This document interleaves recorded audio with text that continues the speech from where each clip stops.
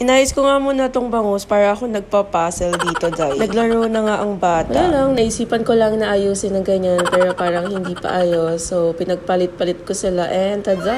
Ganiring hiwa nga yung ginawa ko dito sa luya kasi kinakain namin yan. Dahil maganda nga yan sa katawan, yan naghiwa na rin ako ng sibuyas dito. Mali magluluto lang tayo ng sinigang na bangus dito. Tapos naglagay na rin ako ng sampalok. Mga ante, hindi na tayo gagamit ng powder dahil may sampalok na nga tayo. Naglagay na rin ako dyan ng charitang asin. Nagpainit na ako ng tubig para mabilis yung pagkulo ng ating isda. Alam nyo ba dati, kapag ulam namin yung sinigang na bangus, hindi ako kumakain or konti lang yung kinakain ko. Pero ngayon nagbago na. Nakikipag-agawan na ako kay Kuya Josh ng tiyan ng bangus.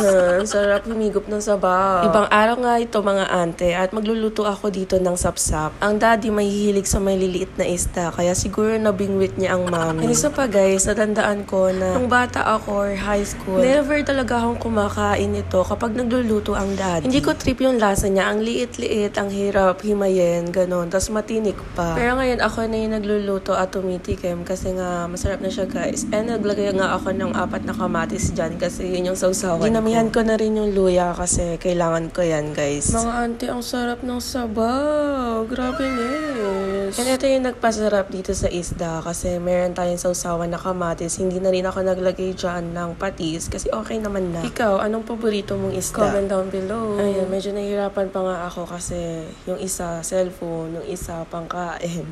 Kamatis na may isda. Grabe, ang sarap guys. So yun lang naman guys. Thanks for watching. Bye!